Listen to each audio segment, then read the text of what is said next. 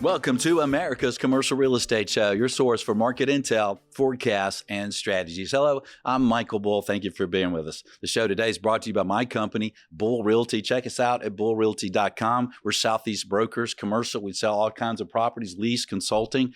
Learn more at bullrealty.com. Well, today we have a fun show, an interesting show. We have invited the real estate group, the Atlanta Bar. And we've got two great attorneys. We're going to go through a mock negotiation of a few of the items in a purchase and sale agreement. And one of the things I've learned as a young broker and being in the business a long time, that the more knowledge I had of commercial contracts and leases, the better I could help my clients and everyone that I deal with. Obviously, if you're doing a commercial sales contract, we recommend you use an attorney that's in the state that you're doing business in. And also, I recommend that the attorney and your broker who specializes in the property type you're in work together for the benefit of the client. Well, let's get to it. So we have Kaitlyn Sayne-Slugg. She's with Stanley, Esrey, and Buckley. Katie, thanks for being with us. Thank you for having me. And Viraj, Deshmukh, and I said it right. That's right. Yeah, all you got it. Awesome. With Cushing, Morris, Armbruster, and Montgomery. All right. And Katie, you're going to take the buyer side, right? Yes. All right. And Viraj, you're going to take the seller side. That's right. Yep. One of the things that we see in some contracts, obviously a tenant estoppel that confirms the terms of a lease and its current, or something that is paramount to the commercial real estate business. And a lot of times the value that the buyer is acquiring the property is based on that lease, and they want that confirmation. But some of the contracts we see have a requirement for the seller to provide an estoppel, and it's worded sometimes that the form is acceptable to the buyer's lender, and maybe the title insurance company. So who knows on the seller's side, how that's going to be worded.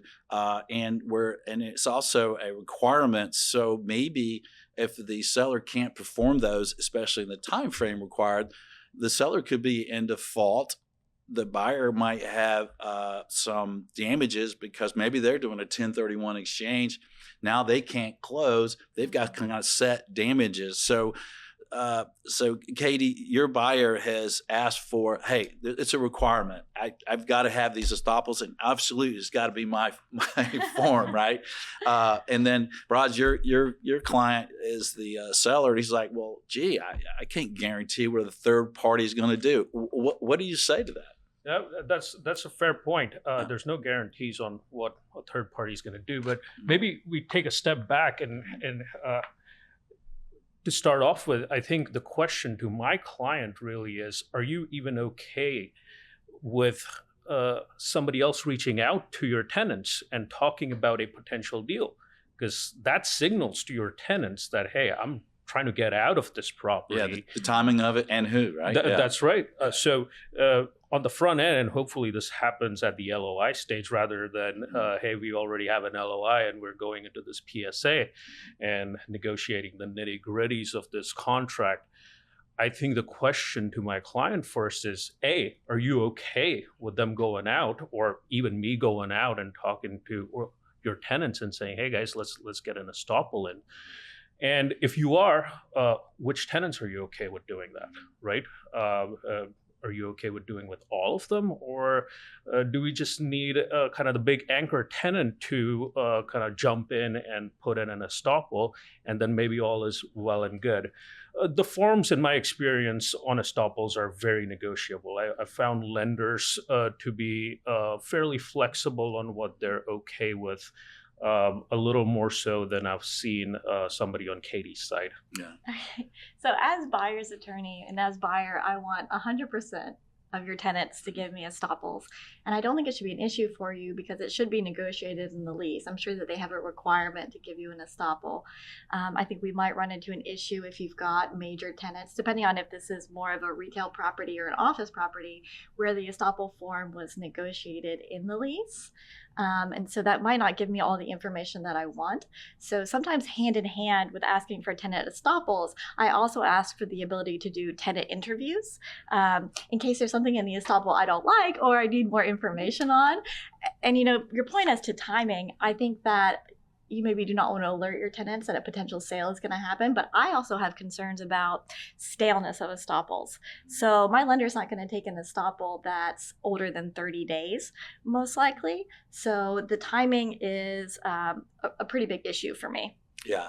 And Raj, you bring up a good point. I mean, if the seller, your seller client, is agreeing to, as a requirement of the contract, to provide these estoppels, you can't really negotiate a purchase and sale agreement in that case without reviewing the leases, right? And see, hey, is there a required form in the lease? Is there a requirement actually for the tenant? We've seen some smaller landlords not even have a requirement that the tenant perform estoppels, and sometimes there's not a time frame, right? So I guess you have to review all the leases, right, to do a purchase and sale agreement properly. Yeah, no, I completely agree, and it's not just reviewing the leases, but I think there's a little bit of honesty and disclosure that comes in the deal between the clients and not the attorneys, maybe the attorneys, but the clients need to be honest about the leases and the nature of their tenants. And my client needs to be able to tell Katie's client, hey, Katie, look, these are my leases.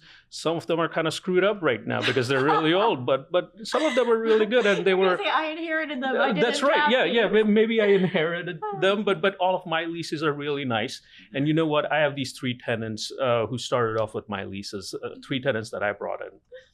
They're my boys, and they will give you all the estoppels that you need, because guess what? In my lease, I put in this wonderful clause that required them to give me an estoppel. Exactly in the same form that I want them, within 10 business days or something of that sort. Oh, perfect. Yeah. So I think that I could work with you on the percentage of tenants that you give me estoppels from. I think I'm going to want any major tenants. Again, if we're talking about retail, I would want your anchors. I would want, I guess this is being kind of antiquated, but your Dillards, your Sears, I would want those. And then I'd want at least 80% of any kind of small shop tenants. Office, I would want definitely anybody that's got more than 1 floor, probably even people that have a full floor. I definitely want estoppels from them. And then we could work on that percentage of the other smaller tenants. Yeah, and we have a situation as an example right now where the buyer's asking for estoppels on all the tenants, and it's a quick close, and the seller doesn't really want to go to his tenants and alarm them about a sale until the buyer removes the inspection contingency, right? Mm-hmm. So there's only a short period of time from that to closing. In that situation, Raj, are you okay with that being a requirement of the contract, or do you prefer that be some sort of contingency? Because if one of these tenants is on vacation or just says, hey, I need my attorney review, they're on vacation, no, we're not doing it, could your client be in default? Is that... Yeah, they could if it is set up as a requirement, but I don't want it to be a requirement because that puts me in danger of the deal actually falling through the cracks. And the more the deal is dependent on third parties, the more concerned I am about this whole thing. Me as the seller, I want to be in a position where I am pushing off all duties and responsibilities onto Katie's client and not on my client, and most definitely not on third parties that I may or may not trust to get things done. And I would probably be okay with a contingency based on the deal, with the idea that if the contingency is not met, I get to terminate, I get my earnest money back, and I get my out-of-pockets back. That's fair, and I think that's where we start discussing what happens if a third party defaults on their obligations. Because again, I'm not going to concede that it's my obligation. But you're the landlord. I mean, that's fair, but but you're also about to step into the shoes of somebody. Only if I like the estoppels. Fair point. Fair point. All right, that's great. So let's talk about another item that we see sometimes negotiated heavily, and that's reps and warranties. The timing of how long those reps and warranties will last. And in some of the deals, actually holdbacks of some money from the seller. The buyer asks for that because you have a single asset entity that's selling it. and the buyer is concerned that there's problems with the reps and warranties, that if it's a single asset entity, there's nothing there to go after. So Viraj, the buyer has, Katie's buyer has said, I want full reps and warranties on everything that you've sold, that you've given us, and that you've told us. We want it to last forever. right. Of course. And we want, $100,000 holdback for 6 months to make sure that these reps warranties are true and correct, because your client's entity is a single asset entity for this property. What do you say to that? Yeah, no, absolutely not. Look, as a seller, I think my base position is, I want to see you at the closing table. I want to sign a bunch of documents. I want to shake your hands, and then I never want to see you again or think about you, right? I think that's where I want to be. It's not realistic in most situations, but that to me is the best place to be. If there is a survival period on these reps and warranties, I want it to be fairly short, and I want it to be restricted to some fundamental reps and warranties. And I'm not conceding this point, but I would be okay with it in certain circumstances where I've kind of held back some information from you, where I haven't let you talk to my. Well, I'm not letting you talk to my tenants. I'm not letting you do tenant interviews. But look, I want to get away from this. I don't want this pretense in the deal where the buyer, Katie's client, is almost looking at it like we're on a game show and there's 3 doors in front of them, and they're saying, hey, look, at closing, I'll open door 2 if that's the one that you pick, and you find out what's behind it. That's not what this is. You've gone through your due diligence period. I've let you go in the property. I've let you use your experts to opine on whether this property is actually worth it.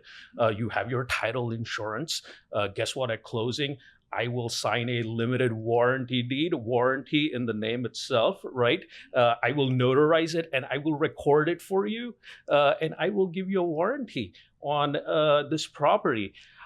I think that should be sufficient. I don't think you need a 6-month, 12-month survival period. How about the holdback? You like that for your sellers? Yeah, I don't want anything to last past that closing. Yeah. And I had this image of Viraj client just like riding into the sunset, just like free. That's what they want to do. Right. I have my money. I'm out of here. I'm off to the Bahamas, right? Yeah. With all buyers' money. Perfect. That's right. Okay. Yeah. So it sounds like he's come back to you and said, reps warranties are going to last. They're going to be select, and they're going to last 6 months? Sure. And no holdback. No. Look, here's the problem with the holdback, right? Yeah. I'm okay with the holdback in instances where Katie's client's gone into the property and looked at the property and said, you know what? I thought there was a floor over here, which is why I was about to pay you $12 million. But I walked into this place and there's no floor. So guess what? I'm going to need to build a floor on this thing. I'm just making stuff up. But the idea is, if they, through the due diligence process, find real problems with the property, or if there's a freak hailstorm. So you would be okay with, say, a limited escrow holdback agreement for something like the roof needs to be replaced. You had told me it was in great condition. Now it's going to cost me $100,000. That is absolutely the only time that I'm going to allow it. Otherwise, it's a very definite position. Yeah, I'm not letting you get a holdback. What about a guarantee? So you are a SPE, but you've got a parent company who does have assets that are not going to be going to the Bahamas with you, that's going to be there, is going to be solvent, and I could look to. Would you give me a guarantee? No, absolutely not. No. And I think this all depends on the amount of leverage, too, that I have as buyer, probably the purchase price. Sure. So. Yeah, we've certainly seen it. We've seen banks sell properties with absolutely no reps and warranties at all. And obviously no holdback, and actually no default remedy. If the bank defaulted, the buyer doesn't have any remedies, because the bank's saying, we're selling this so cheap, good luck if you get to close it. Yeah. But look, here's another point, Michael. If I feel like our clients can come to an agreement on the survival period and holdback, I'm going to tell your client to go talk to their insurance broker and get reps and warranties insurance. If that's what's going to help you sleep at night, you go pay a premium and you feel better about the deal. No, I think what's going to make me feel better is that we have a survival period that's at least 12 months that I either get a guarantee or an escrow holdback, or, and this is the softest I think I can make it, you have to provide me with some kind of comfort that you're going to be solvent for the survival period. So I'm not going to make you escrow any assets, any amount of money, but I need to know that you have it. So, and we talked about this, Viraj and I, and he said, okay, great, I'm going to tell you this. Yeah, sure. How do you know that I'm doing this? Yeah. So I want to be able to have a check-in where I could ask you to provide some kind of financial statement, maybe halfway through, 3 months in, so that I know you still have it. No. Yeah. No. Sorry. I can draft up a PDF on that one. Okay. Yeah. All right, let's talk about another issue that occasionally comes up as a negotiation in a purchase sale agreement, and that's default remedies. And typically we see if the buyer defaults, their limitation monetary is just the amount of the earnest money. But sometimes in a seller default situation, buyers are kind of concerned. Maybe the buyer wants, your buyer has said, yeah, I want all rights by law. I want to be able to sue the seller. I want to be able to claim damages. I want to be able to make them sell it to me. And what do you say to that for your seller? I think the name of the game for me is limiting exposure. There's no way you can completely take off any remedies from Katie's client over here. I'm not going to be able to do that. I'm not going to be an idiot trying to fight that battle. But what I can do is limit my exposure. And the two really good ways of doing this is, A, the boilerplate language on limiting liabilities from lost profits, consequential damages, punitives, that little bold capitalized language that nobody reads in a contract, but Katie and I do. I want to make sure that you're not going to get your lost profits, you're not going to get consequentials, you're not going to get punitives and all of that stuff. And B, I want to put a cap on everything. So if Katie's going to show up to the table saying, Viraj, your client needs to give me all of these damages if the deal falls through because you screwed up, I'm going to say, all right, fine. There are the magic words. You screwed up. I screwed up. Bad actor. Those are magic words because Okay. I don't want third-party screw-ups to hurt me, right? So if I screw up and your client comes to me and says, you got to pay all of this money, I want to make sure there's a cap on that. Yeah, and sometimes we see the buyer default. If the seller defaults and the buyer sometimes can only just cancel and get their earnest money back, right? And now you've got all these costs and lost opportunities, right? I don't like that. Yeah. So I think that, there are 3 pretty much options you can choose as buyer for defaults that I want to see in all of my contracts. A, we could proceed to closing. We could waive the default, but then I might want a credit towards the purchase price or some kind of purchase price reduction based on what it is. Is it something like roof repairs? B, I want the ability to terminate, get my earnest money back, but I also want my out-of-pocket costs, any due diligence costs. I paid third-party vendors for title. And you want that unlimited, survey. right? I do, and I want all of my attorney fees. Right. So I gotta have that taken care of. Yeah. And then C, I want to be able to sue for specific performance. But there's something else that I want. So in the event that seller is really a bad actor here, that, they were going to sell it to me for a certain purchase price, the market changed, now they can get more for the property. So they decide to sell it in contravention of the PSA to a third party. I want liquidated damages. Yeah. You know what? Weirdly, I'm okay with that in most Okay. circumstances because guess what? That's never going to happen. I mean, unless there's an oil field that we find under the property, or turns out to be Jeff Bezos's birthplace, and he shows up the next day after I'm under contract and says, "I'll pay you any amount of money to get this thing." That's not going to happen. That might be one of those gives where I give into it because I know my client's not going to sell it out from under the contract and acts as a negotiation tool for something that I really want. Makes me wonder what Viraj is hiding. Yeah, that's right. All right, let's go to another issue. Katie's contract she's created and sent to you for your review of your seller client. I have some language in there that says if there's a title issue that can be cured with a monetary default, any title issue. It could be a lien on the property that your seller client doesn't really think is legit, and there's a time deadline for the closing that her client can deduct that money and force your client to close. What do you say to that? Are you okay with that? Look, usually I am okay with monetary remedies because that gives me an opening for getting a deal done.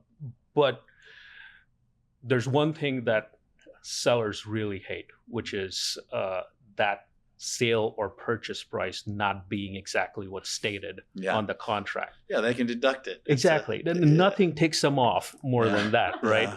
And while this isn't exactly, that provision or that clause isn't exactly deducting or cutting that purchase price, but it is kind of getting there. It's giving you a unilateral right to take off of, take a few zeros off of the bar. Cognizant of the liabilities that are out there before you enter into a deal. No. All right. I understand it in the sense that there is a due diligence period and we know what the title commitment's going to show, and you have an opportunity to talk to your surveyor, you have an opportunity to talk to your title folks and get an understanding of what's out there. And there's a time frame that we've set for this to happen. And that's all you get.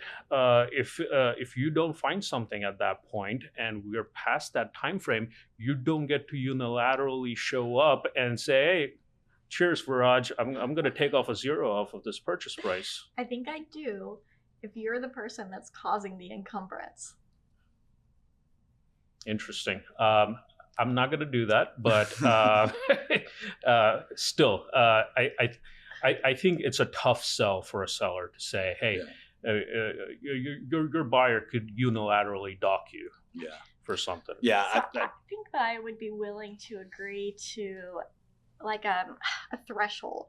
So I understand that the seller doesn't want to be nickeled and dimed, right? So if there is a tiny thing that shows up on the title commitment later that's like $3,000, then we'll probably absorb that cost. But if it's a large amount of money, say like $15,000, then I think that's something to discuss. Yeah, I have a real life example on an office building sale. We're about to close, and after the due diligence period, after title was reviewed, a lien popped up on the seller's title for $1.2 million, and the contract gives the right to the buyer to, hey, force the seller to close and pay that off. And the seller is saying, hey, look, that's not legit. That's a lender on another property. We don't think he really has the right to do that. So, in real life situations, we are seeing this really come up, especially when you get in times of maybe some distress, right? So if that contract comes to you, Verizon, the buyer could just totally deduct something like that maybe your client doesn't think legit. How do you manage that? How do you handle that? Yeah, $1.5 million is a lot now. Yeah, that's some real money. Yeah, that's over my threshold for sure. That's over your threshold. Now, I think at that point it's really a lot depends on the business relationship between the buyer and seller, and I hope it's not just Katie and I talking at that point. And maybe this is really something that I'm coaching my client through the whole deal, which is, hey, use people like Michael to create that relationship and be able to negotiate the deal that's not just based on this PSA and the clauses in here, but there's a human aspect to this, which I think people like you bring, Michael. Yeah. And I guess one of the remedies to that could be maybe we close it and that amount of money is held in escrow, maybe, and to see if the seller can clear that up at a certain amount of time. And then maybe a little bit of extra money there if the buyer has to deal with it. I don't know. That's right. Yeah. To make sure the seller continues to want to work it through, right? Yeah. And I think that even though, Viraj, you hit on something, I think that even though purchase and sales can be adversarial, I think that, we do have a common goal usually here. So it can be a collaborative process, and it doesn't have to be at your throats all the time. Yeah. Well, let's talk about one final thing, and that could be, storms or situations come up where a buyer or a seller, one or the other, can't really perform what they're supposed to do. What if there's something, you get a contract, Raj, from a buyer and it's requiring your seller to do certain things at certain times? Is there a clause or things in the contract that would support your client if there's just no way he can perform on a time frame? Yeah, I think the force majeure contract, and Katie and I have been talking about this for a couple of weeks now. In the past, you were probably thinking about, hey, am I selling a property in Savannah or Charleston or Florida during hurricane season or something of that sort? Maybe that could be concerning, but we've seen with Helene hitting Asheville that it's not just something that you need to think about in a localized fashion, and especially post COVID-19, I think that kind of changed the world completely from a force majeure perspective. Because what happens if you have stay-at-home orders that are going to last for 2 months, depending on where you are, right?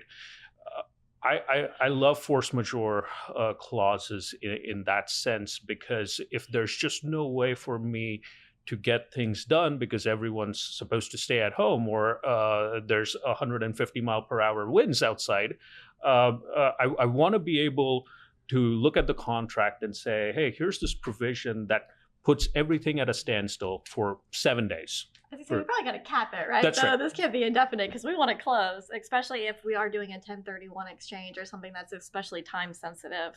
So I think we definitely want to cap on there. No, I agree. I think there needs to be a cap on it, especially an outside closing date cap. Yeah.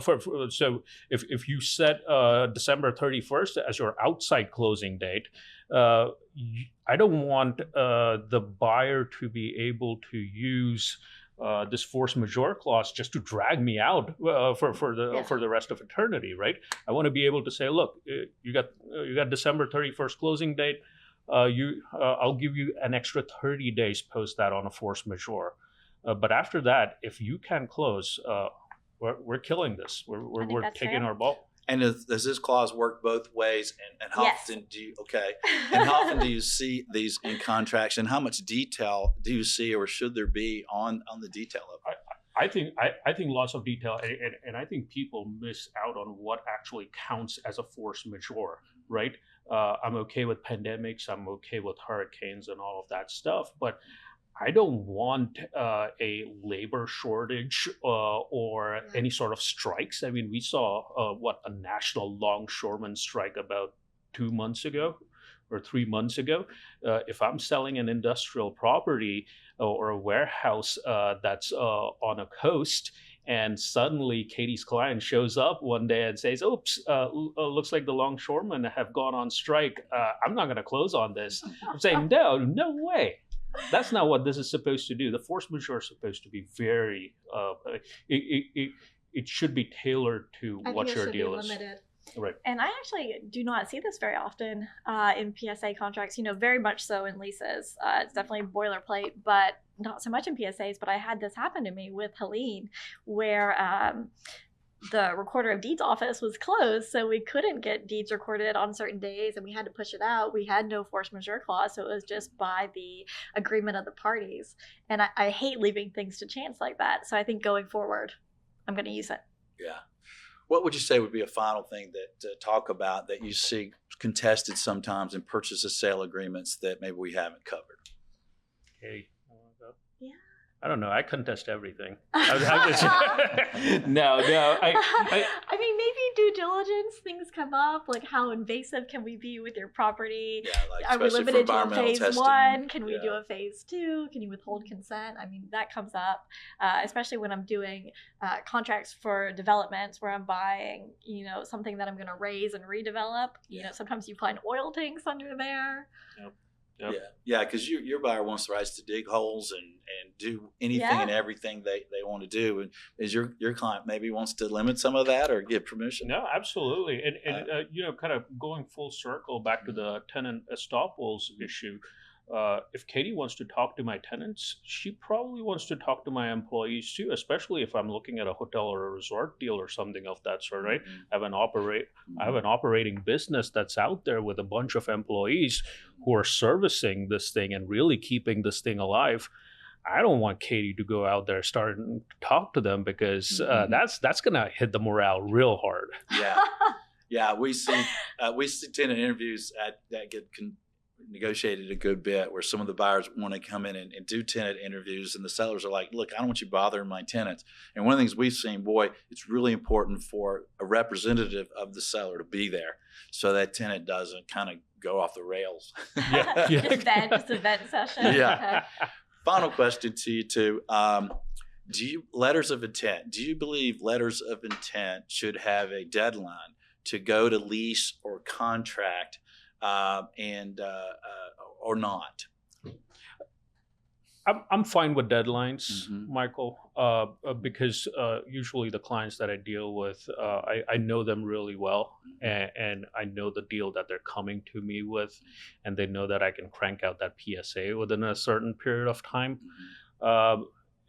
In that sense, I think part of it is trusting your client and trusting the other side, which sometimes maybe you don't. But I trust Katie. So if Katie's on the other side, I'm fine with the deadline. We'll get it done. Am I using my form of PSA or not? You're right. So I think it's a case-by-case basis. Yeah. We see when we see deals kind of falling apart, one of our sayings here is time kills the deals. And one of the things that we try to do is put in our letters of intent a timeline that, hey, we're all agreeing to get to a lease or a purchase sale agreement within a reasonable time frame, because we want our client to honor the LOI. So we think, well, how can we get our client to honor it for an unlimited amount of time? Right? Yeah. All right. Well, guys, thank you. Great show, great negotiation, great debate. Thank you for being with us. Thank you, Michael. So much. All right. And thank you for being with us around the country. Hey, let us know what you think. Please comment. Let us know what you think about these items. And look, we just touched the surface. There's a lot in purchase and sale agreements beyond this. And like I said in the opening, always use, in my opinion, a broker that's very experienced in your property type and in contracts, and work in concert with your attorney. Usually you're going to be on the same team there. All right. Until next week, be sure that you always lead, learn, and laugh, and join us for America's Commercial Real Estate Show.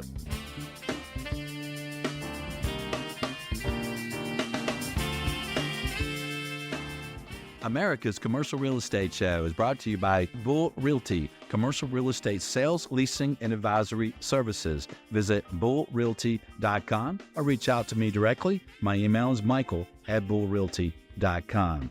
By ShareFile, designed with real estate and other highly regulated industries in mind, ShareFile offers secure digital solution to simplify workflow and improve collaboration. Visit sharefile.com.